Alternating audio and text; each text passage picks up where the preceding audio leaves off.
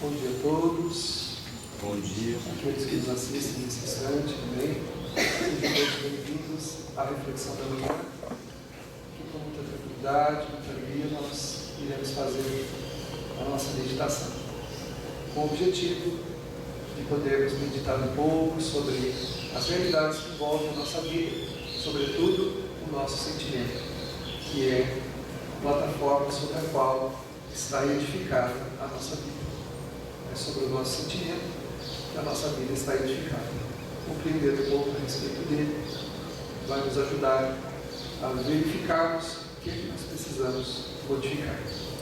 Nós estamos trabalhando a obra Autodescobrimento, uma busca interior, que é a obra que nós utilizamos como parâmetro para as nossas reflexões.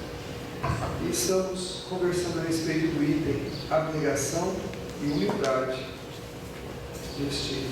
desta obra magnífica a respeito dos sentimentos, elaborada pelo Espírito Joana de Ângeles, esta mentora da humanidade, que trouxe à Terra essa visão psicológica, emocional da criatura humana, para que a gente pudesse meditar. Então, nós vamos conversar um pouco.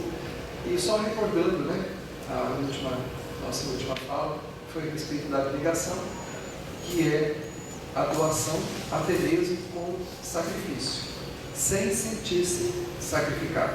Então, quando nós entendemos o abnegado, nós vamos perceber que ele é alguém que faz alguma coisa, até com sacrifício da sua própria vida, ou de qualquer coisa que seja profundamente importante para ele, mas não se sente sacrificado. Então, vamos encontrar vários personagens humanos da história da humanidade que se abnegaram, ou seja, que se entregaram a uma causa do bem, alguma coisa pela humanidade, sem se sentirem jamais sacrificados por isso. Ao contrário, viveram intensamente a vida, muito mais do que nós vamos viver. Nós achamos que dedicando exclusivamente a nossa vida, fazendo as coisas somente por nós, vivenciando o egoísmo, ou até vivenciando até uma certa indiferença com a humanidade e as demais coisas, tendo uma vida extremamente ocupada, que nós estaremos vivenciando bem a nossa vida. Como nós comentamos uma vez, muitos espíritos vão chegar no mundo espiritual e vão relatar que tiveram uma vida extremamente ocupada, bastante intensa. E quando solicitados a respeito do próximo, vão dizer, mas eu não tive tempo, eu precisei cuidar das minhas coisas, eu lutei muito, eu trabalhei muito. E alguns vão relatar até sofrimentos pelos quais tiveram que administrar grande parte das suas vidas. E aí vamos ouvir da espiritualidade que isso não era nada mais do que o dever de casa. Isso era só o que nós tínhamos que fazer por nós mesmos. Nada mais do que o combinado. E aí alguém vai nos perguntar, mas o que você fez a mais do que isso? Mas eu não dava conta nem da minha vida. Como que eu ia fazer mais alguma coisa por alguém? Mas é exatamente essa outra parte que vai nos dar méritos. É o que a gente faz além da nossa vida, além daquilo que nos envolve, além daquilo que são as nossas ocupações e até mesmo a administração dos nossos sofrimentos ou dos desafios que temos pela nossa vida. Vamos encontrar vários personagens que viveram intensamente essa abnegação, com uma entrega até com sacrifício, e esses tiveram realmente uma vida intensa, uma vida que é contada para o Espírito como uma verdadeira realização.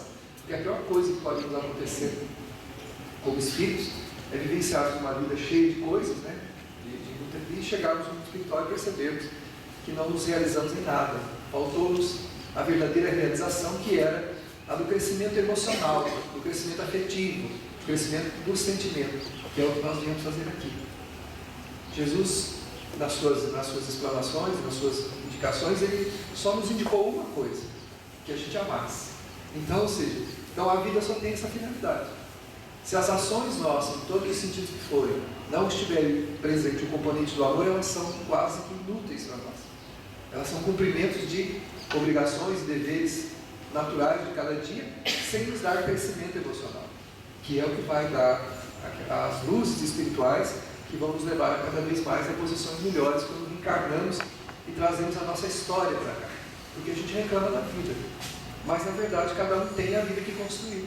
Cada espírito está como se fez, com todas as suas bagagens, com todas as suas reflexões, com todas as suas meditações. né? E a benfeitora coloca aqui a abnegação como um grande e necessário caminho para que a gente consiga crescer emocionalmente, que é a entrega sem lamentação e a beleza do sacrifício. A causa do semelhante, a causa da nossa vida, né? Uma entrega com isso. Uma certa feita, o Chico, ele visitava numa determinada localidade uma pessoa, uma mãe e um filho. E esse filho era extremamente deformado e poucas chances haviam da vida daquele menino prosseguir. E ele sofria muito, o sofrimento dele era inenarrável. E o Chico ia lá, ajudava a cuidar dessa criança, desse menino, dessa pessoa, dando-lhe até banho, higienizava a casa. Assim, periodicamente o Chico estava lá cuidando disso. E um médico amigo do Chico falou assim: Chico, mas que valia tem isso para essa pessoa? Não seria melhor para ele a morte? O Chico disse assim: de jeito nenhum. Ele é um grande malfeitor da humanidade no passado, que está escondido nesse corpo deformado. Porque os seus obsessores são tão ferrenhos, e são tantos, que no mundo espiritual ele não tinha chance nenhuma, nem do próprio arrependimento. Tamanho era o assédio e a violência dos seus inimigos que perseguiam e procuravam no mundo espiritual.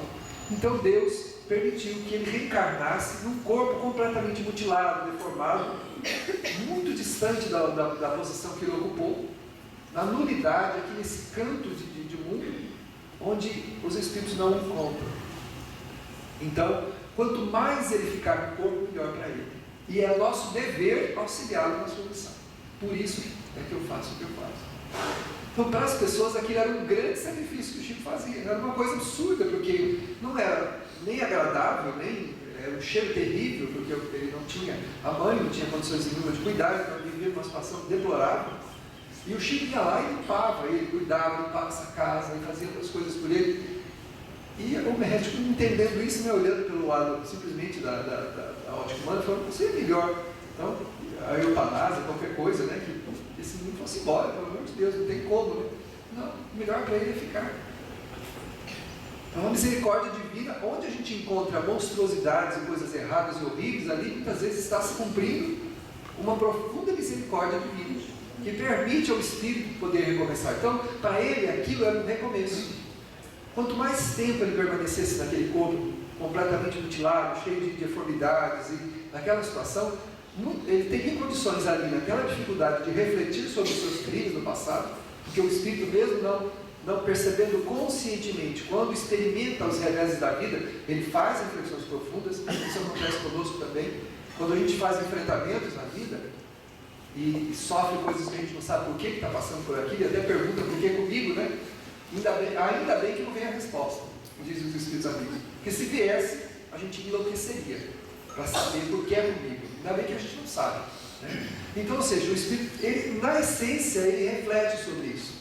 Ou seja, vivendo uma vida daquela, ele estava sendo privilegiado, porque Deus estava livrando da perseguição dos seus inimigos, para que ele arregimentasse forças, mudasse o seu conceito de vida, o seu pensamento, para que numa outra encarnação ele começasse então a expiar os seus crimes.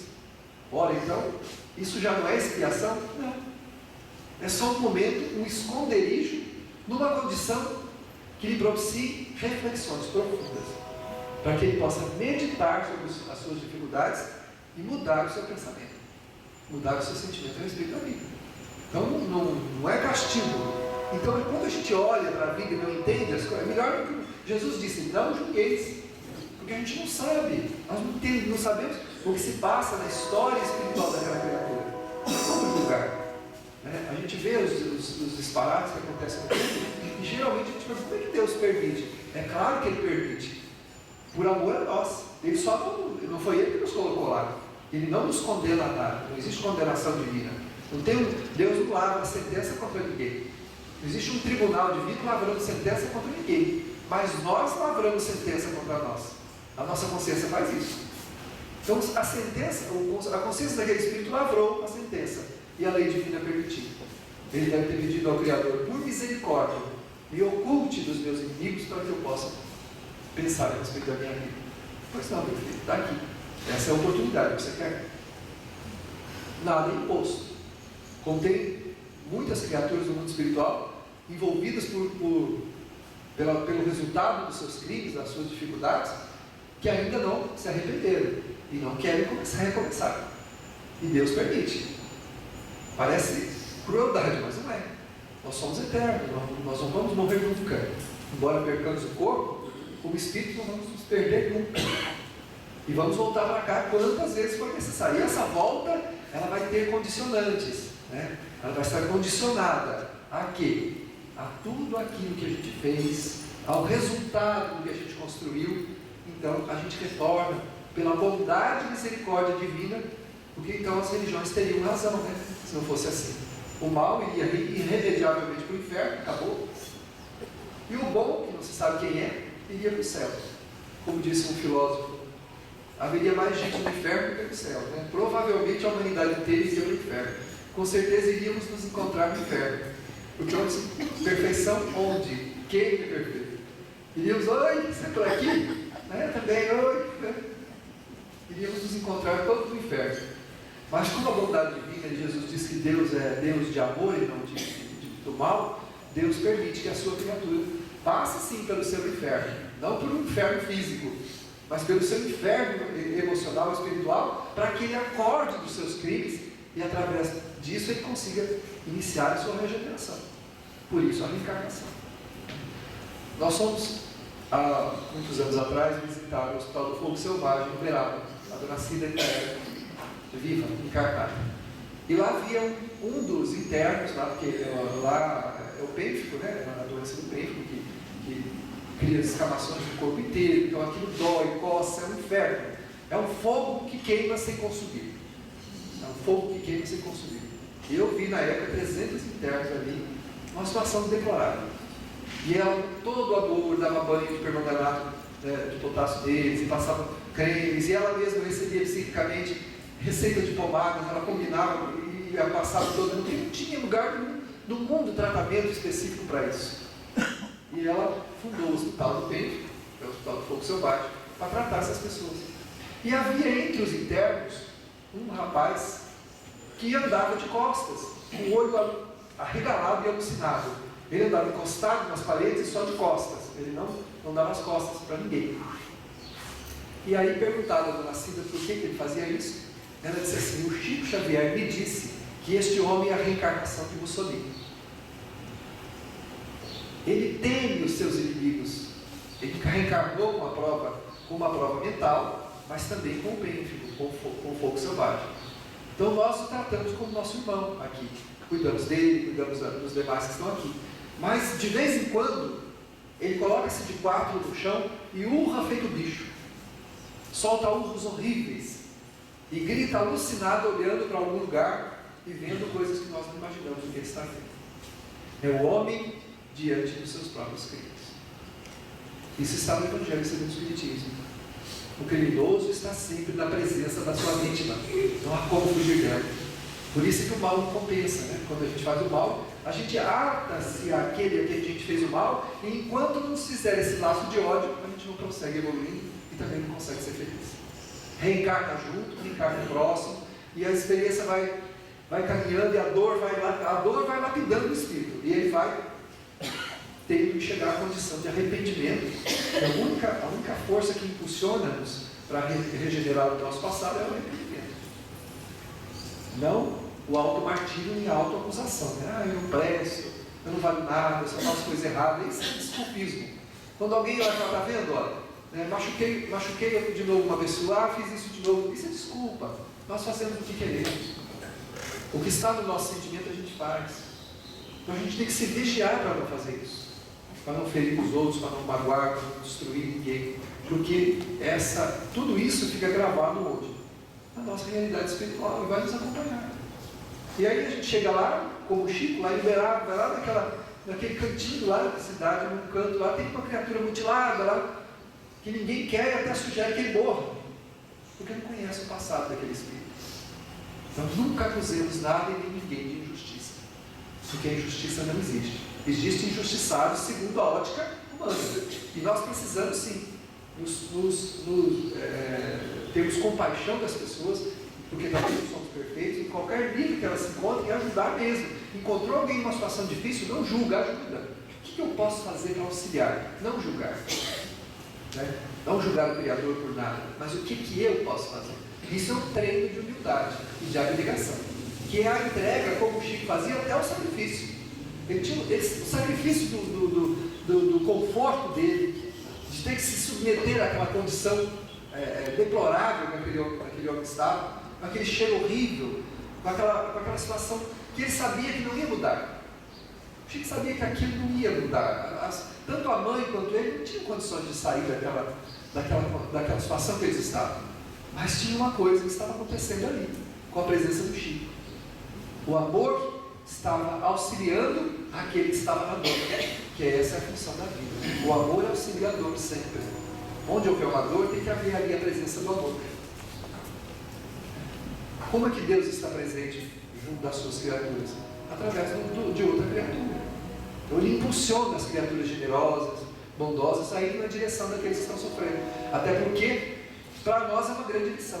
Sem sabermos, quando a gente visita um necessitado, quando a gente vai à beira da cama de alguém que está lá sofrendo dores horríveis e até mesmo acamado sem poder se locomover, nós fazemos reflexões profundas nisso, sem perceber. Como espíritos, nós nos avaliamos, nós modificamos o nosso sentimento.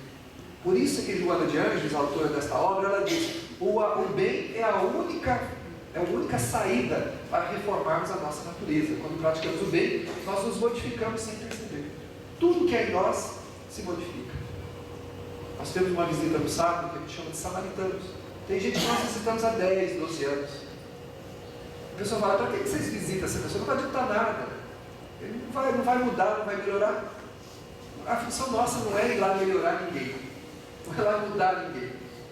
É ser solidário, é estar lá para dizer: olha, você não está sozinho, nós estamos aqui.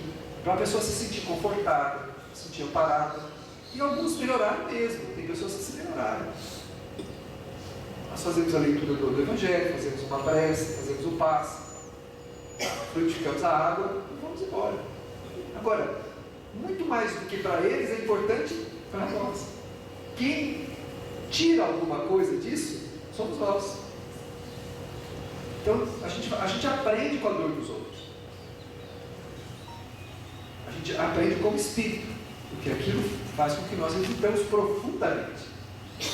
Qualquer gesto de bondade, de amor, está no Evangelho sem Espiritismo, que nenhum gesto de amor é perdido e vai florescer em algum tempo para nós. No dia que nós estivermos em uma agonia muito grande, precisando de ajuda espiritual, nós vamos sentir a força do bem que praticamos, sem perceber. Ela flui da nossa natureza e nos levanta, nos mantém de pé. Então, é importante que a gente medite sobre isso. A gente está sempre adiando o poder auxiliar os outros, o poder fazer aquilo que a gente tem condição de fazer. Como se amar fosse uma coisa ruim, né? Nós não queremos nos aproximar, nós nos afastamos e deixamos de amar. E acabamos por entrarmos no quadro do sofrimento. A Joana diz assim também: então, de alta importância para o progresso da sociedade, essas conquistas psicológicas dignificam a criatura e promovem o grupo social, humanizando cada vez mais. A gente quer um mundo melhor, mas a gente não se melhora. Ou seja, quando eu conquisto a humildade e a abnegação, eu estou melhorando o grupo social onde eu vivo, mas sobretudo porque eu estou melhor. Então eu irradio esse bem-estar em torno de onde eu vivo, no ambiente que eu trabalho, na minha família, no ambiente social. Quando eu me melhoro, tudo à minha volta melhora também. Eu irradio forças melhores para onde eu estou. O espírito humano tem uma capacidade infinita de irradiar valores, aquilo que possui como valores, do bem e do mal. Uma criatura malévola, quando ela entra num ambiente, ela intoxica todo o ambiente. As suas vibrações causam desconforto nas pessoas. É perceptível quando é uma pessoa assim, que a gente conheça ou não conheça, que tem uma conduta, uma índole malévola, que não respeita ninguém, que não respeita nada, que não é ético, que não tem dignidade. É muito simples perceber. Você sente um desconforto, um mal-estar, porque a pessoa irradia os valores que tem à volta, onde está. Mas o bem também. Quando se acende uma luz, Joana de Ângeles fala, se tiver uma escuridão absoluta, sem nenhuma penumbra, uma escuridão mesmo, se você acender uma luz, por pequenina que ela seja, em torno dela, as trevas batem em retirar aquela luz. É impossível que as trevas fiquem onde a luz se acenda. Então ela diz, cada pessoa do bem é uma pequena luz acesa no estado. Então em volta dela não tem treva. E antes de reclamar do mundo e reclamar dos outros, nós temos que acender a nossa luz. Jesus falou, brilhe a vossa luz. Ele que disse, são lições psicológicas, né, muito bem tecidas, e vai servir para a humanidade enquanto esse planeta existir, não vai ter outra indicação melhor.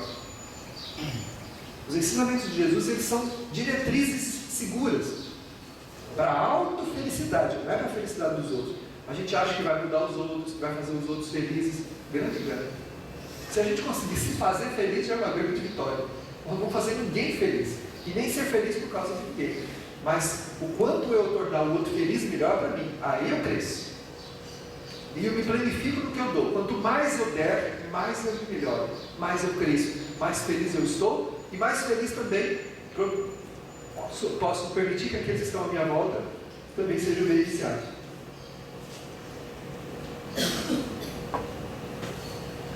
Então é o que ela diz aqui.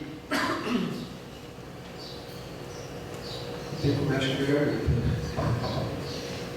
Então, a gente, quando nós conquistamos psicologicamente esses valores, né, que começam no psiquismo, que começa como ideia, para depois se transformar-se em sentimento, por isso que é uma conquista psicológica. Primeiro, nós formamos a ideia da necessidade do bem. Depois, a gente começa a direcionar isso para o coração quando começa a praticar. A gente começa a crescer aqui em emoções e sentimentos. Nós nos tornamos melhores. Né? O Gandhi disse isso, né? Que nós temos que ser a modificação que nós queremos no mundo. Primeiro nós. Ama o teu semelhante como a ti mesmo. Isso disse Jesus. Ele não disse assim, ó, quando você for amado, você ama, tá? Então o nosso amor tem que ser incondicional. Quando a gente diz a alguém, eu te amo, você está falando do teu sentimento. E isso é muito importante. Isso é muito importante. Amar é muito importante. Porque o amor faz o quê? O amor engrandece aquele que ama. Nem sempre o que é amado consegue compreender ou vai até receber esse amor. Mas se a gente ama, nós nos planificamos e nós crescemos.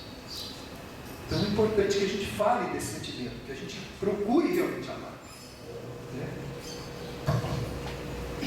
Invariavelmente, quando não expressam evolução, ou dela não decorre, são simulações dos temperamentos emocionais conflituosos. Tem pessoas que não são abnegadas, mas trazem complexo de inferioridade. A pessoa ela se acha uma porcaria, ela acha que a vida dela não presta, ela acha que ela não tem valores nenhum. Então ela começa a simular uma abnegação e uma humildade. E essa simulação funciona para os outros, mas não funciona para aquele que simula. Porque, embora convencendo todo mundo, não convence a si mesmo. Permanece aflito, depressivo, angustiado, reclamando. Um dos traços que indicam o falso abnegado e o falso humilde é as lamentações. Está vendo? Olha, eu me sacrifico tanto, né? E está sempre reclamando, sempre colocando em evidência as suas ações, falando sobre as suas dores, sobre as suas aflições. Isso é a falsa abnegação. Isso é a falsa humildade. É um simulacro. Você pode conseguir com isso a piedade dos outros, a compaixão das pessoas, mas isso não vai mudar nada do que somos. Por mais que simulemos, por mais que convençamos todo mundo, vamos permanecer do jeito que estamos. Angustiados, perturbados, e sempre encontrando uma forma de transferir para o mundo a culpa das suas aflições. Ninguém me entende, ninguém me compreende, esse mundo não presta.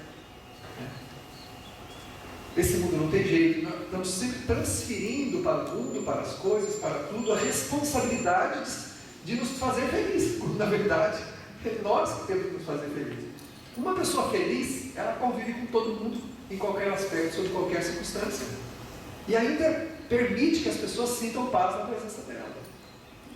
Agora, o infeliz, você pode dar o mundo para ele e não vai adiantar nada. A benfeitora Maria Dolores me disse uma vez, ela disse assim, eu já falei isso para vocês, né? Ela disse assim, quando alguém te ferir, tenha compaixão dele, não fica com raiva. Porque não se fica com raiva de um doente. O médico fica com raiva do doente quando ele procura. Ó, doutor, eu estou aqui com uma dor de cá, problema seu, meu filho, se vira. Entendeu? Ah, o doutor está doendo, meu filho, dor é bom para sentir assim, está dor à vontade. Não quer nem saber da sua dor, se vir, vai embora daqui. Olha, se a gente não tiver compaixão do doente, nós não conseguimos ajudá-lo. O médico olha, ele vai fazer o que ele pode, mas de alguma forma ele sente compaixão daquela pessoa que está ali pedindo o seu auxílio. E aí ele ajuda, dentro do possível, fazendo a sua parte. Então, quando alguém nos fere, ela diz, é esse o sentimento também que nós temos que ter. O de que estamos lidando com o doente. Porque ninguém que está feliz fere ninguém. As pessoas felizes só distribuem felicidade à sua volta, mas os infelizes distribuem amargura, azedume, maledicência, difamação. Tudo que não presta, o infeliz, ele distribui. Ele irradia mal-estar com muito paz, azedando, né, tudo e todo mundo. Mas porque não está bem. É um doente que não merece desprezo, mas merece compaixão. Disse a benfeitora, quando você orar pelo mundo e orar por aqueles que você acredita que sejam os malfeitores da humanidade, coloque-se na sua prece como alguém que quer auxiliá-los. Não transfira para Deus a responsabilidade de cuidar deles, porque Ele tem um irmão e precisa da tua ajuda também. Então sinta-se no dever de auxiliá-lo também. Esses malfeitores que a gente pede que sejam auxiliados na humanidade. Não transfira para Deus, ó Senhor, cuida aí dos malfeitores da humanidade, porque a coisa não está boa, né? E tal. A gente tem que colocar-se na prece como alguém que também quer auxiliar. Que as minhas vibrações, que os meus sentimentos, que a pouca luz que eu possuo, que as misérias de sentimentos bons que eu tenho, possam auxiliar os homens maus da humanidade a se tornarem melhores, a se auxiliar. Então auxilia-os também, Senhor. Colocar-se na prece também como alguém que quer ajudar. Não como alguém que transfere para Deus, pedindo que Deus cuide deles. Mas Senhor, cuida dessa raça aí que eu não quero nem saber desse povo. O Senhor dá um jeito aí porque o negócio está feio. A nossa prece é assim. Então tenha compaixão de quem te fere, disse a Maria Dolores. Porque aquele que te fere está doente, e muito doente. E precisa da nossa compaixão. Não da nossa raiva, do nosso desprezo. A gente pode até chorar porque está doendo, é lógico. Ninguém vai, né, sorrir depois de uma adaga que vai até no fígado, né? Vai doer, é lógico. A gente tem que recuar, procurar resignação, chorar, não há problema, mas jamais desenvolver sentimentos de raiva, de ódio contra ninguém. Porque aquele que fez o mal já se felicitou. Ele já está implícito numa consequência que vai alcançá-lo a qualquer momento. Não tem jeito. O mal é um problema de quem faz, não é de quem recebe. No livro Amor Imbatível Amor, Joana de Anjos fala assim, feliz é quem ama, porque o amor é bom para quem ama, nem sempre para quem amar. Ela disse, então ame.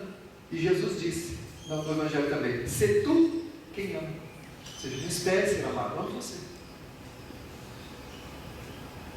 E é uma tarefa difícil, de glória, né? Porque a tarefa de amar nesse mundo não vai trazer pódio para nenhum de nós. Se você resolver amar como deve, esqueça os pódios, esqueça as glórias. Mas uma delas você vai ter, e eu vou ter, que é a de me tornar uma pessoa melhor. E para mim isso será importante, para vocês isso será importante, se tornar uma pessoa melhor. Que a única coisa que vai nos trazer bem-estar, né, de ter forças para os enfrentamentos, os problemas vão desaparecer, mas as nossas forças vão aumentar. Eu tenho aqui um saco de 60 quilos. Hoje, com o meu físico, eu vou, no máximo eu vou conseguir arrastar ele. Olha lá para eu conseguir levar esse saco de 60 quilos de areia para lá. Vou ter que me esforçar muito. Mas aí eu vou para uma academia, vou lá e começo lá, né? Cadê o pessoal das academias? Vai lá, né? E vai, se exercita, e vai. Daqui a pouco eu venho aqui, cago com uma mão só, jogo nas costas e vou embora com ele. Mudou o peso? Não. O que mudou? As minhas forças mudaram. E eu olho para o problema que era gigantesco, pesava 60 quilos, hoje pesa 5. Daí deixa eu levar esses 5 quilos para lá e pau, põe nas costas dela. É isso que acontece conosco, nas reencarnações. À medida que arregimentamos forças espirituais, reencarnamos muito mais fortes, com missões maiores para poder desenvolver e evoluir o espírito. Até o dia que nós deixaremos esse planeta, essa terra de dor, prova, expiação, a gente vai largar isso para trás. Mas para largar esse mundo para trás e alcançar mundos melhores, a gente precisa ganhar força moral. O Kardec disse que nós temos que atingir a maturidade do senso moral. O Allan Kardec, na sua obra, ele diz que o homem precisa atingir a maturidade do senso moral. A minha moral precisa se elevar à altura das minhas necessidades espirituais. Eu tenho que evoluí-las. Se eu não evoluir os meus sentimentos, eu permaneço sofrendo. Não interessa a vida que eu tenho. Então, Senhor, eu sou infeliz porque falta dinheiro. Tá bom, na próxima encarnação eu nasço rico, milionário, dinheiro saindo pelo ladrão. Pulo do 85º andar do prédio porque sou infeliz. Meu filho, mas você pediu dinheiro. Pois é, não adiantou, Senhor. Agora eu quero beleza, e vem, né? Beleza, e joga. Aí o mundo joga tapete vermelho, e torna famoso, e vira artista. Aí morre afogado dentro de uma banheira.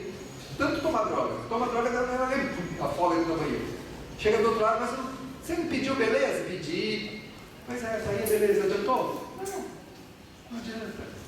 Sem a maturidade do senso moral, nós não vamos para lugar nenhum. Sem evoluir o sentimento, para onde nós vamos? Para lugar nenhum. Vamos permanecer enfiados com a cabeça na terra, não vendo nada, como o avestruz faz fugindo dos seus problemas. Só com a cabeça aí, pronto. Uma criança, quando vai brincar, né? Estou contido. Tampa o olhinho, pronto. Vamos procurar o menino? Vamos nenê? Vamos. Pronto, escondido. Ela não está vendo nada, né? Então ela acha que ela está escondida. Ninguém está vendo também. Pronto, é o que a gente faz. Está escondido. Ou a gente evolui o sentimento, nós vamos permanecer dentro do campo do sofrimento, das dificuldades, da fraqueza para os enfrentamentos, né? Aí não precisa 60 quilos, né? 10 quilos não está mais. Eu não consigo, não vai. Aí o Espírito para de pedir coisas e pede condições, que é diferente. Eu quero ir nessa condição. Eu quero me estabelecer dessa maneira na Terra. Aí eu vou angariar verdadeiros valores, né? Valores de crescimento. Evoluindo o sentimento, né? Que o nosso senso modifica-se, a forma de enxergar a vida, perceber, de sentir, se modifica. Basta a conquista de um sentimento e toda a nossa natureza se modifica. Se a gente adquirir um sentimento chamado, por exemplo, paciência. Eu perdi a paciência, ninguém perde o que não tem. Se perder, se era paciente, não tinha como perder. Não jamais ia ser impaciente. É porque não tem. Tem um simulacro. Tem a aparência, que é o que a Joana fala. Se eu tenho a aparência de paciência, no primeiro teste eu vou tombar, porque não tenho. Mas o dia que eu me tornar uma pessoa paciente, pode mover-se céus e terra, e eu vou permanecer como estou. Além dos bons sentimentos, Paulo de Tarso tinha uma paciência sobre-humana com aqueles que ele desenvolveu na forja do sofrimento, né? No momento da sua execução, o carrasco tremia com o machado na mão, e ele falou: meu filho, pode cortar minha cabeça, tá bom, Maria, compra o seu dever aí, está na hora, vamos lá, compra aí. E o carrasco tremendo. E ele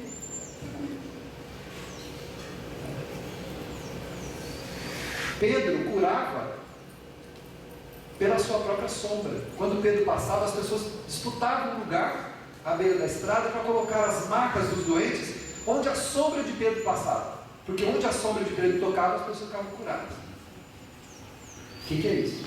Um espírito que se planificou, que conseguia irradiar tantos valores que o seu magnetismo curava. A mulher hemorroísta, quando toca as vestes de Jesus e fica curada, Jesus fala para Pedro: alguém me tocou. Mas, Senhor, claro que alguém te tocou. Tem uma multidão em torno do Senhor aqui se acotovelando. É lógico que alguém te tocou. Não, Pedro. Alguém me tocou de maneira especial. Porque de mim desprendeu-se uma virtude. Ou seja, a mulher doente há muito tempo mudou o seu sentimento e atraiu a cura para ela. Encontrou Jesus, o magnetismo do Mestre era imenso, ela atraiu do magnetismo do Cristo a cura que ela precisava. Como nós também podemos fazer. Nós podemos curar o nosso corpo se a gente quiser. Mas a gente prefere viver doente. Porque doentes somos ainda moralmente falando. Enquanto não evoluirmos a nossa moral, nós permanecemos doentes, atraindo doenças e dores, sofrimentos.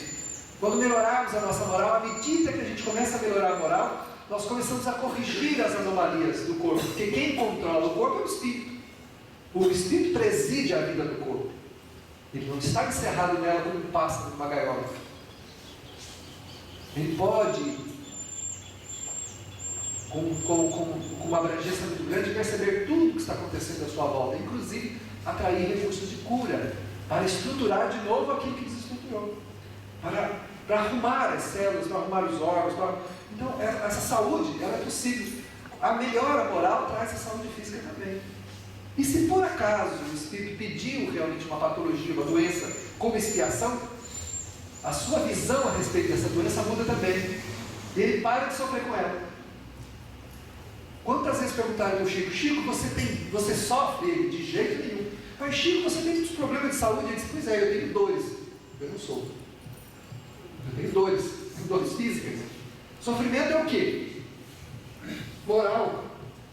O que torna a dor um sofrimento, o que transforma a dor num sofrimento, é o nosso sentimento. Por não aceitarmos, por não compreender, por não termos grandeza para compreender aquela necessidade naquele momento. Não é que a gente tem que ser masoquista e querer sofrer, não é isso. É que, tendo maturidade moral, nós só temos a dor física, mas não o sofrimento. Quantas pessoas que têm doenças gravíssimas e que fazem tratamentos nos hospitais, são pessoas que têm um otimismo a toda prova e até desencarnam com a própria doença, mas que você enxerga que eles têm uma doença, mas não são doentes. Há muita gente que não tem nada e é doente, e há muitos doentes que não são, que têm a doença, mas não são doentes. Só tem a doença só está no corpo, ela não é doente, continua tendo otimismo, continua valorizando a vida, tudo aquilo que tem, que possui, fazendo o que pode. E se chegou o momento de partir, parte, pronto, vai embora, termina a missão, retorna à vida espiritual sem revolta, sem raiva. Mas para isso, Allan Kardec diz no Evangelho segundo o Espiritismo, é importante que o homem adquira a maturidade do senso moral. Como que ele faz isso? Evoluindo o seu sentimento, para que essa visão da vida mude, para que o sentimento, para que a percepção da vida pelo sentimento mude. Porque senão nada do que eu tiver vai fazer qualquer sentido. Nem mesmo as pessoas e os amores que Deus colocou no meu caminho para que eu possa me fortalecer neles, eu não vou ter condição de me relacionar, de viver, de ter experiência. Por quê? Porque eu estou trancado no meu egoísmo, estou trancado nas minhas paixões, na minha necessidade de multifacelar a minha visão, na busca incessante de satisfações que não existem, e eu vou mergulhar então num quadro de um outro tipo de patologia, que é a espiritual, que é eu espírito para comigo mesmo, irradiando o que? Desconfortos e anomalias, inclusive perdendo a minha própria vida. Eu posso desestruturar minha vida completamente, e tendo uma vida programada com tudo aquilo de bom que eu deveria ter, eu posso perder essa vida por conta de má administração do meu sentimento, né?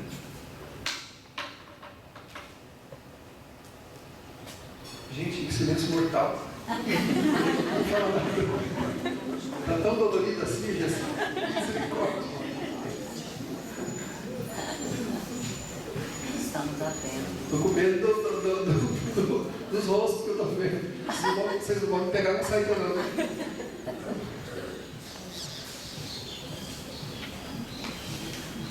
Respeite os espíritos, né? Tem nada com isso.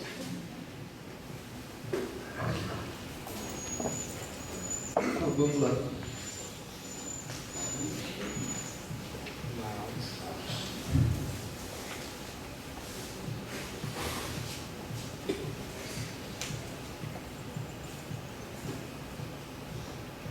O difícil é que isso é auto-lição, né? A gente fala para si mesmo e dói, né? Então, só encerrando essa ideia que nós estamos conversando, o falso abnegado, o falso humilde, tem uma vida recheada de reclamações. Ele coloca de exigências, né? Fingindo-se mártir e compreendido. São presunçosos na sua abnegação e ciosos dela, apresentando propostas e comportamentos extravagantes e exibicionistas. A pessoa precisa fazer coisas especiais para mostrar para todo mundo que é bom, né?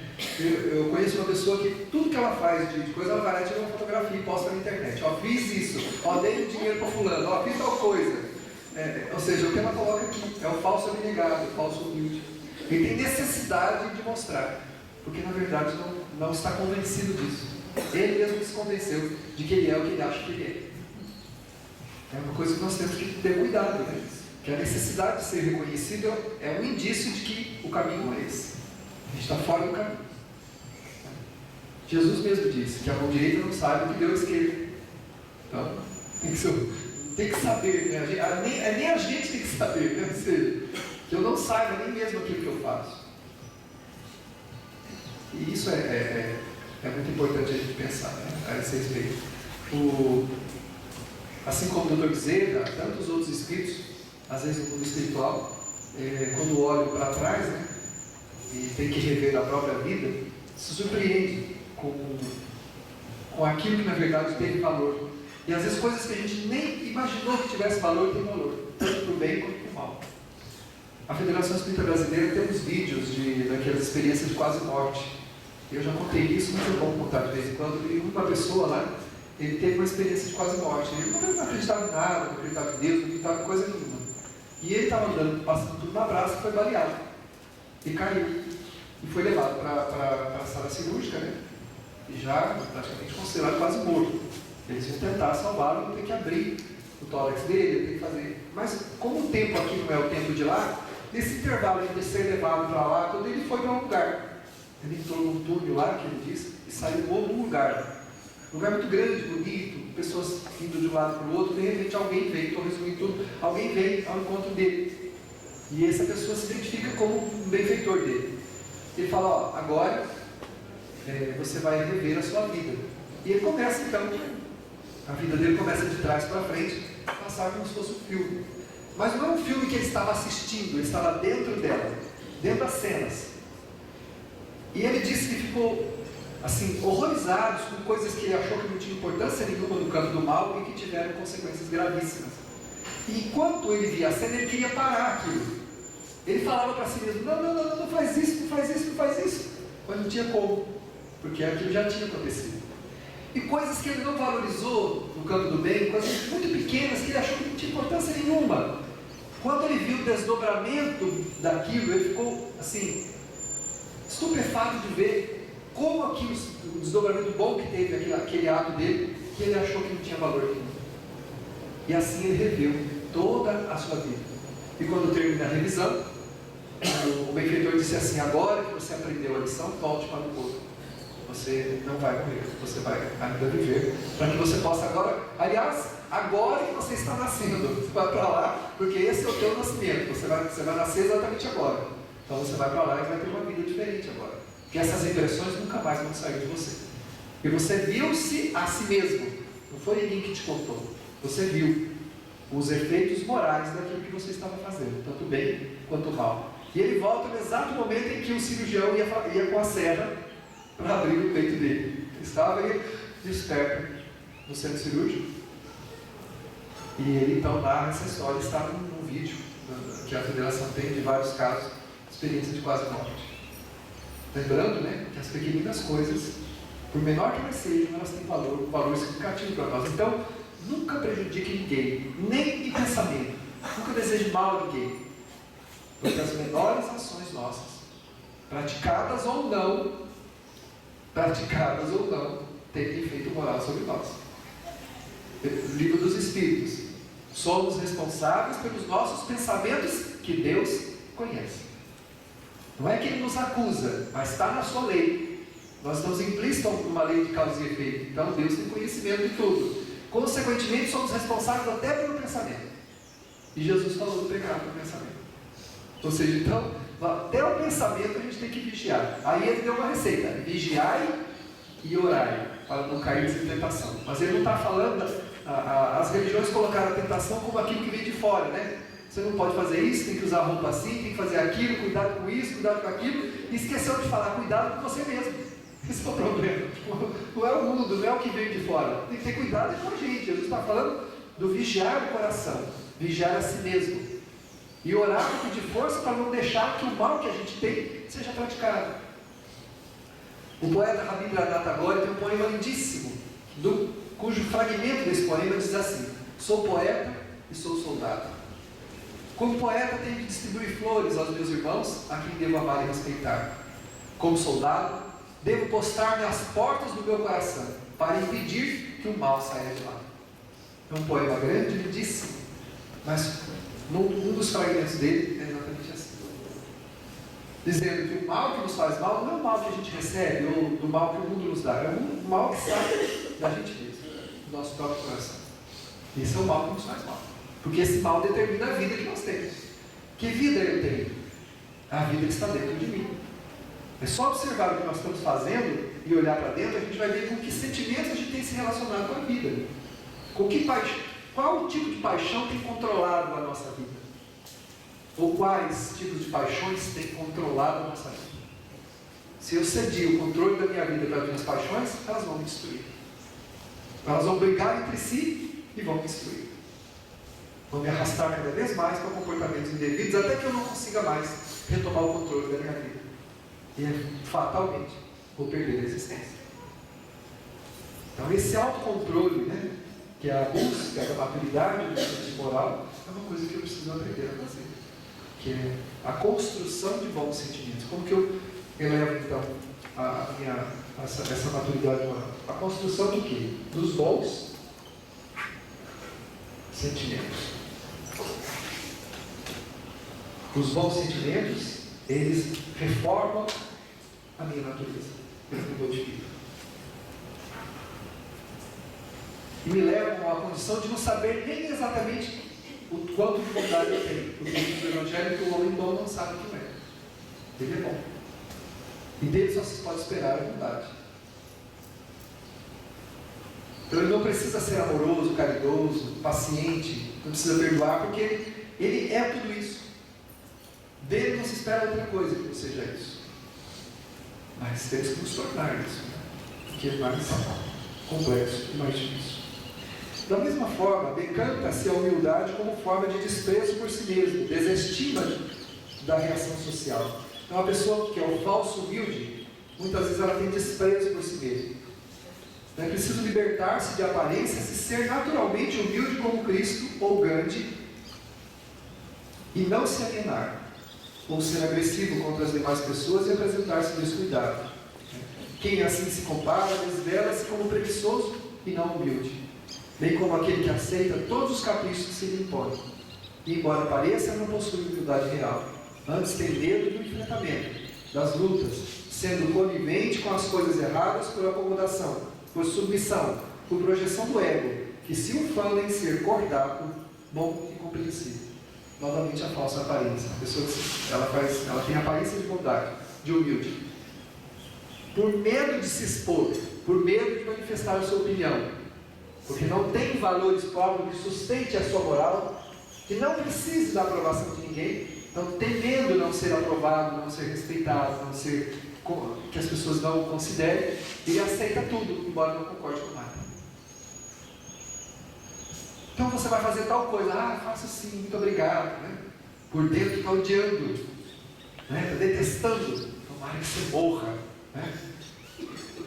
Submete-se a coisas, situações, não por humildade. O humilde faz sem se sentir ferido.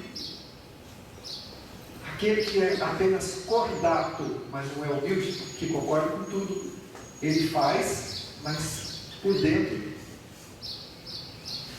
só Deus o sabe, Então atingir a verdadeira humildade, como Jesus tinha, como Gandhi tinha, e alguns personagens nós já compreendemos, o próprio Chico, que é o mais próximo de nós, a humildade do Chico,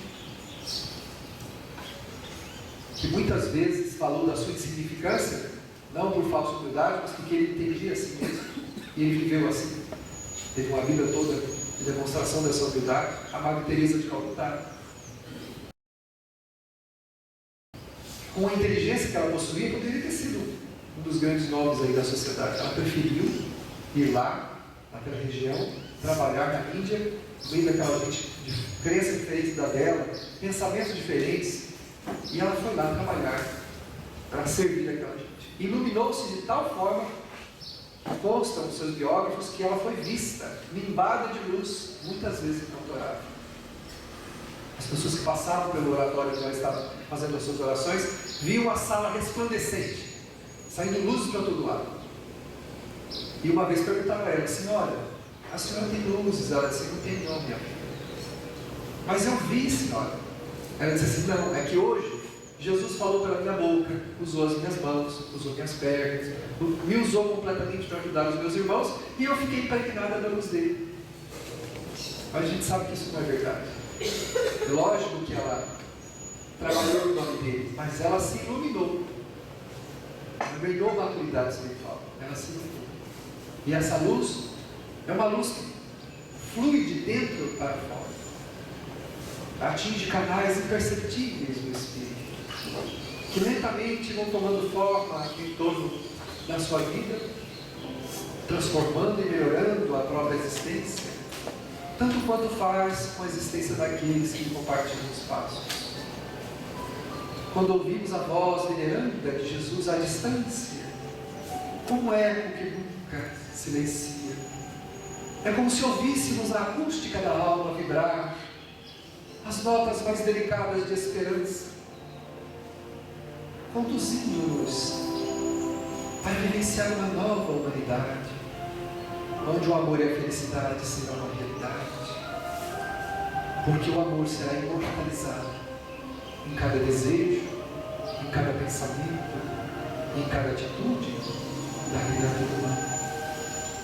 Quando acelerou-nos Jesus, segundo quem ama, convidou-nos a desenvolver a verdadeira abnegação, que é aquela que nos faz entregar-nos de corpo e alma às realidades do nosso irmão, transcendendo a vida, fazendo esparzir por toda parte os perfumes da caridade, para que as pessoas se sintam amparadas, acolhidas, socorridas. O que somos nós neste mundo, senão irmãos, uns auxiliando os outros, na pequenina condição que nos é própria, neste mundo de provas e expiações, onde a dor graça por toda parte, dor que flui de nossa própria natureza, mas que deve ser aplacada com o amor. Este antídoto de todos os males sociais. O homem deve, a todo instante, movimentar sua natureza, crescendo para Deus, iluminando-se, iluminará também a sua e a vida de todos aqueles que compartilharem os passos. E seja feita, Senhor, a tua vontade.